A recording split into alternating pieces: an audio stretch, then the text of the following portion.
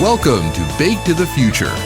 The wholesale baking industry mixes tradition and innovation to feed the world and the economy, generating some major dough while employing nearly 800,000 people in the U.S. We bring you a fresh take on the latest trends and issues impacting the baking sector through exclusive insights and conversations. Brought to you by the American Bakers Association, who will take you Bake to the Future. Welcome to Bake to the Future. We're your hosts, Haley Blumenreich. And I'm Katie Jewell. And today we are going back in time to look at the history of women in commercial baking. We want Schwebels, no other labels will do. We want Schwebels on our lunch tables, no other labels will do. This is the first of our series on women in baking. This episode will focus on the past, and other episodes will focus on the present and future. While women have been baking for their families for centuries, it's less common to see women bringing home the bread in leadership positions at baking companies. In fact, in the American Society of Baking's Baking Hall of Fame, there are 6 total women honorees out of 91, not to mention that they're all white, which is a whole other discussion. When Haley and I sit down to plan our podcast episodes, we knew women in bakery was a topic we'd like to learn about. So Haley put on her research hat and got to work. And Katie, as I dove in, I started to uncover some incredible stories. And today we are going to focus on Dora Schwebel, who started Schwebel's Baking Company, and then Margaret Rudkin, who started Pepperidge Farm. And while these are just 2 stories of pioneering women, there are so many others who we don't have time to cover in this episode, like Nene Baird, Betty Arnold, Rella Dwyer, and more. Dora Schwebel and Margaret Rudkin's experiences are each unique, but they share common threads. Dora persevered through personal hardship and a once-in-a-generation crisis, the Great Depression. Margaret, as you will hear, found a solution for her son's health and transformed it into a startup in her garage and then into one of the most well-known baking companies. Okay, so let's get into it. Haley, take us back to the beginning of Schwebel's. Schwebel's Baking Company was started by Dora Schwebel and her husband, Joseph, in 1906 in Youngstown, Ohio. They started selling rye bread from their kitchen and delivering it to their neighbors. Schwebel sent us audio from their archives that tells her story. Late into the night, Joseph would bake his delicious rye bread. And early the next morning, Dora would fill her baskets and set out on a bicycle, selling door to door to neighborhood customers and friends.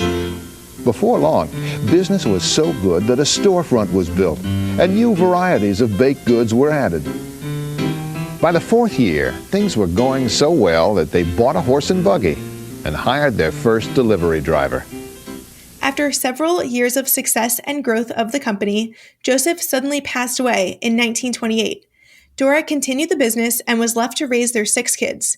Just a year later, the stock market crashed and the Great Depression hit, hurting and closing businesses. It was not easy. It took endless and exhausting hours of work.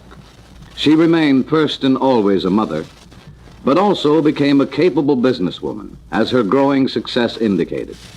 But Dora had already established good relationships with her suppliers, so when times got tough, she already had a reputation for being trustworthy and reliable. Hundreds of businesses went under. But our heroine somehow struggled through the first years of depression. Her bank account was dwindling, but it was still there, until the day the banks themselves were forced to close. Her business had now suffered to the degree that its entire future now depended upon the arrival of 1 carload of supplies already in shipment. Then the worst. The big mill from which she was expecting her supplies demanded immediate cash, or no supplies. With the banks closed, her cash was gone. Many of her customers owed her money, but they too were broke and begging her for credit. Realizing she must have that carload of supplies to survive, or see all her and her late husband's dreams go down in defeat, she decided on a bold move. She contacted the big mill and its straight-laced businessmen owners directly and said, "Look, I do not have the cash now, but if you don't let me have that carload of supplies, you might as well come and put a lock on my door. But I promise you that if I get that carload, I don't know how, but somehow I'll pay you every cent within 2 weeks. And that did it. The big tycoons were so impressed by her determination and frankness that they agreed to go along with her. And by golly, within 2 weeks, she did pay every cent of debt to the mill, and without pressuring her own debtors and customers. Following the Great Depression, Dora led Schwebel's into their continued growth and expansion, in part due to the industrial ramp-up of the steel mills in Youngstown during World War II. And 2 decades later, they were celebrating the grand opening of a brand new expanded facility. Here's Dora being introduced at the 1951 opening event. Location. Now I would like to introduce the president of the Schwebel Baking Company, a woman who enjoys the distinction of 3 envied titles: efficient executive, capable mother, beloved grandmother, Mrs. Dora Schwebel. Thank you, Mr. Bryce. I'm not sure which of those 3 titles I'd like best. I do know I'd hate to give up any one of them. As you must know, this is a proud day for me and for all of us at Schwebel. For us, this is a dream come true. But like all dreams that come true, it didn't happen overnight. It's taken 45 years, a lot of plain, old-fashioned hard work to reach this goal. To all of those who had a part in Schwebel's growth and success, I want to say a most sincere thank you. To my children, to all of the Schwebel employees, and to all of the people who buy Schwebel products, I am deeply grateful. Without you, none of this could ever have been accomplished. Her legacy lives on in the company, where there has been continued strong female leadership. Her 3 daughters worked there their whole lives, and one of them, Frances Solomon, became CEO and chair. Today, Schwebel's Baking Company produces bread products across Ohio, Pennsylvania, New York, and West Virginia. And now let's switch gears to learn about Pepperidge Farm's founder, Margaret Rudkin. Can't have a church supper without plenty of Pepperidge Farm bread. I wish I could bake bread that tastes as good as Maggie Rudkin's over at Pepperidge Farm. We talked to an expert at Campbell Soup Company, which now owns Pepperidge Farm. Sure. So my name is Sarah Rice, and I am the Senior Corporate Archivist at Campbell Soup Company. The easiest way to explain it is I am the keeper of history and stories for the company. I really want to know what it was like, what it smelled like, what it sounded like, what it was like to actually enter these places every day and go to work and work for these wonderful brands. We know Pepperidge Farm today as a household name brand, making baked goods and snacks like goldfish, bread, pirouettes, and my personal favorite, Milano cookies. But what has become a powerhouse started with a simple bread recipe and the incredible drive, intuition, and innovation of Margaret Rudkin. So she was born in 1897 in New York City and had a wonderful full life, had a family, met her husband, etc. And then she didn't start baking bread until her 40s, till she was 40 years old. And she did it back in the 1930s, which is a whole other layer of, handicap of trying to be a woman entrepreneur in that time. When they moved out to Pepperidge Farm, it was 1929, so right before the stock market crash. So not the best time to be in banking, which is what her husband Henry did. He worked on Wall Street in Lower Manhattan. And so the timing was about as unfortuitous as you possibly can get. So they had just moved into this house when the stock market crash happened. So they took a pretty big hit financially, but also sort of in the greater picture as well. Her husband Henry would have an accident, a polo accident, and he actually wouldn't be able to work for much longer. So this sort of weird kismet of actions outside of their control, both sort of social, political, and economic going on, as well as Henry's unfortunate accident would have really left their family destitute. And Margaret just happened to have had this bread idea and had it sort of cooking in the background. Her side hustle, if you will, became a natural progression, and it started growing so fast. She really did nothing to grow it. It was all organic, and it just happened to hit and really take off when the family needed it most. So what was it that made Margaret want to start a baking business? This is a total by accident, stumbled into it, was not her plan at all. So she originally got into baking bread in the first place for one of her children. So she had 3 boys, the youngest of which was named Mark. And he had some pretty severe food allergies, particularly with commercially processed foods. So she had a hard time serving him things from the store. So she in conjunction with her pediatrician, had recommended, going back to a very basic, simple food plan for him that had whole grains, fresh fruits and vegetables. I mean, most, mothers would want to prepare for their children a very sort of no-nonsense, pared-back, clean way of eating. And she just realized that she couldn't find like a commercially viable, commercially available loaf of bread. And while she did have a background in cooking, baking bread wasn't really in her wheelhouse. She said that her first loaf should have been donated to the Smithsonian as an example of bread from the Stone Age, because it was hard as a rock and only about an inch tall.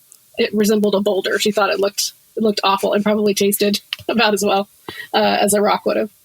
Necessity is the mother of invention, and Margaret worked on the whole grain recipe, tinkering with it until she developed a bread that was not only edible, but delicious, enough for her kids to eat and enjoy. At that point, she sort of in passing at her next pediatrician appointment mentioned to her doctor, hey, I stumbled upon this really great recipe for bread and Mark loves it. And the pediatrician sort of perked up and went, this is interesting, because she had found she'd found a hole in the existing market by accident. He was interested enough that she sort of offered to bring him a loaf because he kind of called shenanigans. He said, there's no way you've been able to find, a way to make this bread palatable. So she did. She brought a loaf of bread at her next appointment. He liked it so much he started ordering like a standing order every week from her. And also started selling it, believe it or not, in the waiting room of his pediatrician's office. So that's how her most unlikely and accidental mail order business began. Timmy, I got some delivery today. Pepperidge Farm wheat bread. Bread like it used to be. Baked fresh with no artificial preservatives. She starts in 37, and then it starts in, mail order for sort of her neighbors. I guess just to keep all the records straight of who wants what, she started doing a mail order business. She's selling it out of the doctor's office. And then she also sort of starts just walking in, cold calling on the local grocers. One of theirs was called Mercurio's, which was around until very recently, still in Connecticut. And walked in sort of with literally a basket on her arm and a couple loaves of warm bread, some nice Irish butter, slathered it on there, gave a piece to the store owner and said, I think I have a product you might be interested in.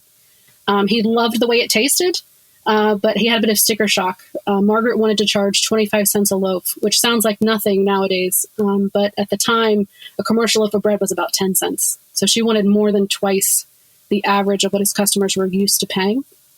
And so as much as he loved it, he didn't think it was going to be viable. So he took, I think, maybe a half a dozen loaves or so just to kind of assuage her and get her out the door, I think. And before she even had time to walk home, they had sold the loaves that she had left. She got a phone call, and he said, I think you're onto something. Plus the margin wasn't too bad from his perspective. And so she now had a standing order from her first grocery store, and it grew exponentially from there. Pepperidge Farm white bread, and whole wheat bread, and Hovis golden sandwich bread.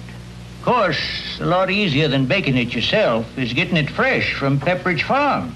In 1937, she started. Less than 2 years later, she had already baked her 500,000th loaf of bread, which is an insane amount of bread, right? Especially when, at this point, she had started in her own kitchen. She hired like a neighbor's daughter in the neighborhood to kind of help her.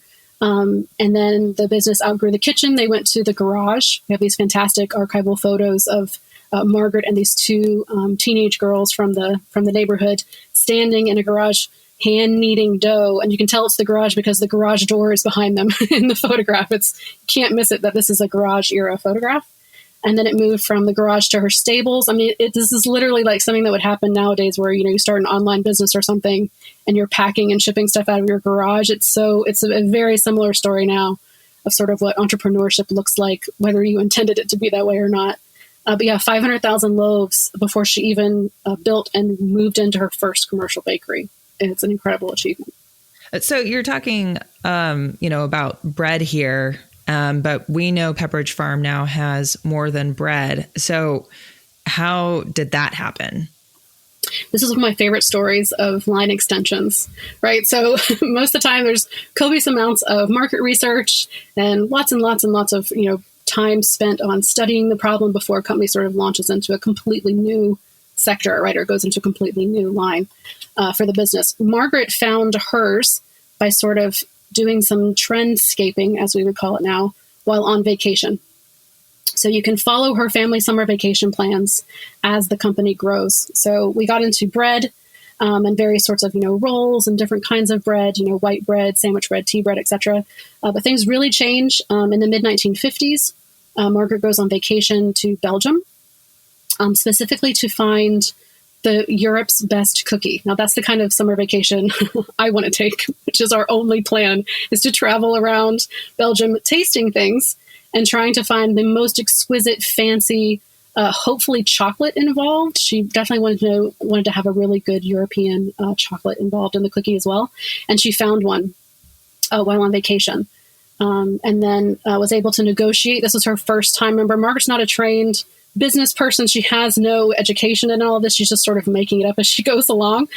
She had a fantastic just sort of gumption and a very sort of devil may care kind of attitude toward things. If they can do it, I can do it. And so she negotiated the rights to basically completely remake the cookie exactly to their specifications using the same ingredients. She even purchased the similar equipment that they were using in their bakery and shipped all of this back to Connecticut while she was on vacation. So I also love in my mind, every time she goes on vacation, I feel like the home office sort of holds their breath and goes, there's no telling what's going to show up this time.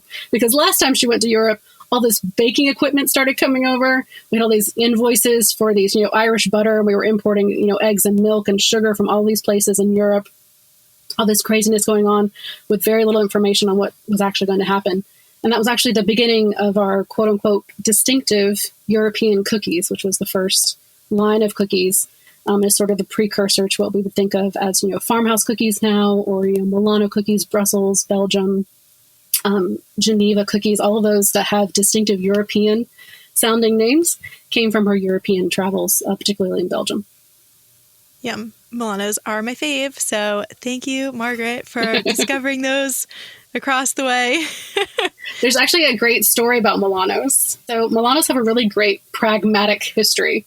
I hate to to crush every Milano lovers that there's a romantic story behind them. It's not. So Milanos started out as a very humble cookie called the Naples cookie, which was sort of in the second round of this new distinctive cookie era for the company. And it was just sort of a half of a Milano, so an open-faced one cookie with chocolate slathered on one side. And it was packaged in vertical packaging. If you ever noticed, Pepperidge Farm loves vertical packaging, which is a little bit odd.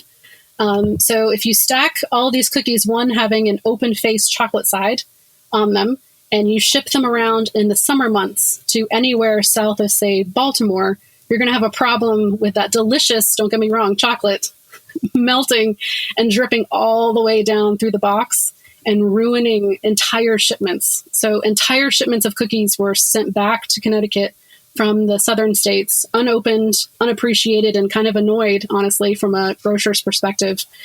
So that was a fix. So instead of, freaking out or just saying, forget the cookie business and running for the hills, Margaret again said, everybody, this is not a big deal. We'll just, fix the problem, work the problem. So she looked at this cookie and said, let's just put another cookie on top. We'll make it a sandwich cookie. It'll help us keep that chocolate intact so it won't spoil the box. And we renamed it the Milano. And that's how Milanos were born. Margaret's drive is clear in how she finds new ways to grow her business and innovate her existing products. But what was she like as a leader? To me, you can see a lot of what the pressures that Margaret was feeling, being a female entrepreneur and business owner. Again, in the late 1930s, early 1940s, there was no archetype. There was no one to look to see how you do this, right? So she was in a place where she was in a completely male-dominated arena, other than her very supportive husband, which again, even for the time, was pretty unusual that she married the right man in Henry. He thought it was fantastic and really, really helped her, especially when it came to sort of the business planning, financing part of the business, which was what his background was in. But otherwise, he just asked her what she needed, which was the great kind of support that she needed from him at the time. But Margaret really made it her own. She forged a path and figured it out. And I think would honestly just tell you she made it up as she went along, which she thought was just a natural progression of how any woman has to operate in their day-to-day lives. That's why she was very insistent upon having a women-only workplace, which I think is just fantastic. At the time, she only hired women.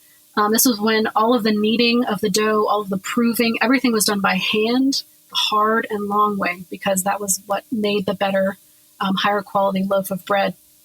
She also hired war widows.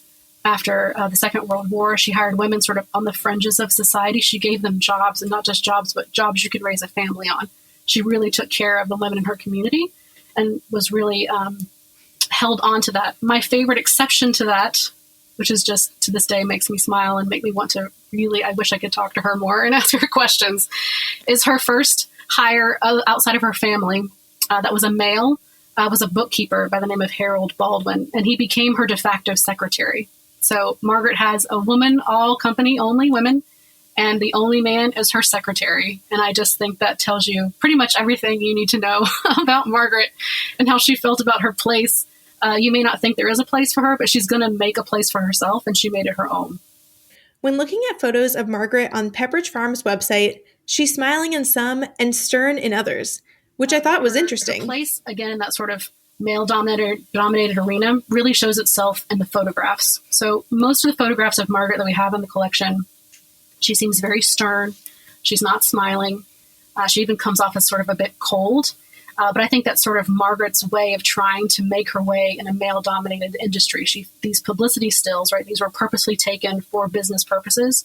I think that's her way of trying to seem or get across to them that she's a strong, competent businesswoman.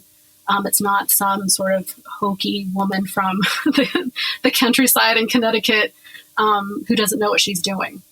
So I love the dichotomy there between that sort of section of photographs and then photographs that were taken, for internal purposes or from her family. We also have those that she's so much more soft. She's smiling, her smile reaches her eyes. You can tell it's a genuine joy. And that's just sort of Margaret more in her element, as opposed to sort of what she needs, the armor that she needs to put on to do battle in the business world. So you're talking about her, having kind of that facade and needing to put up that armor to kind of protect herself. I'm wondering I'm just curious if you happen to have any stories about times that she encountered, kind of direct confrontation or direct instances where people said, like, you can't do this or you're not good at this. I do. It's not so much a you can't do this, but she accepted an invitation to speak at Harvard Business School. And I think she knew that she was walking into the lion's den on this one. She'd been invited. Just to get the invitation was an incredible honor. And sort of, I think in her mind, she'd officially arrived when this invitation came over. But it was, again, to speak to what I'm assuming is an all-white, all-male master's class MBA students at Harvard from a very famous professor there. His name was Georges Doriot. And he invited her to speak in person. And when she showed up, even in his introduction to his class, he sort of undermined her. So he basically said, quote, "Let's see what this little woman has to say about how she disrupted the commercial baking industry. And I give you Margaret Rudkin." Like, that was her introduction as she walked up to the podium. But what I love is we actually have the transcript. We have her speech that she gave, which, again, just you can tell Margaret knew that she was putting on her armor and she was going out, and she knew that they were probably not expecting much from her, that she had nothing to share with them, much less teach them about how to work well in the commercial baking industry. And she titled her speech, "Anything You Can Do, I Can Do Better." And it just got better from there. So she held her own. And actually, they ended up sort of sitting up in their chairs and perking up and realizing this is a real lecture. This woman has something to tell us. And they were engaged and actually asked her questions. It was a huge triumph. And again, I think sort of a coming out for Margaret of sort of, I've officially arrived, and could stop trying to fight the good fight with as far as Pepperidge Farm is concerned. And I'm wondering, what do you see as kind of like the through lines of this awesome history, Margaret starting the company, women running the company, to today? What kind of do you see carrying through? To me, Margaret is just a quintessential problem solver. She didn't think of herself as anything particularly special. In her mind, women always have to juggle lots of things. Women have to come across, all kinds of blips in sort of your schedule in the day-to-day, whether it's, trying to get your kids out the door to school or just your plan for the day inevitably goes awry, right? So that's nothing new for most women in their lives. We always juggle 5,000 things. You have to roll with the punches. You have to be really flexible and be able to sort of not freak out, but just sort of stop for a second, pause, ascertain what the problem is, figure out the easiest, simplest, in most cases, cheapest way to fix it and just move on. And that's pretty much how she went about growing the business and how she ran Pepperidge Farm.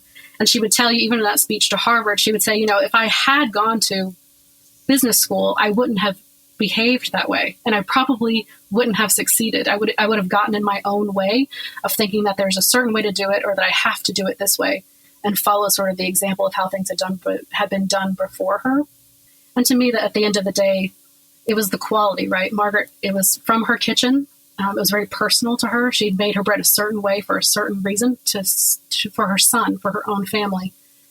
And there were plenty of times that she could have cut corners and cut costs and changed the way that we make the bread and changed the ingredients. And she always put her foot down and said, that's not a viable option to solve this problem.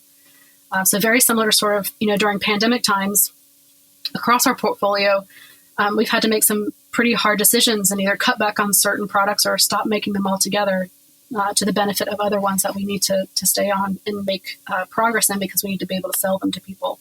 And Margaret did the same thing. So during wartime or, again, those socioeconomic things that you encounter during your business, she would roll with the punches. If we can't get that kind of cream, we'll find it from someone else. And if we can't get that quality cream, we'll stop making that product until we can find it again because I'm not going to put an inferior product on the shelf.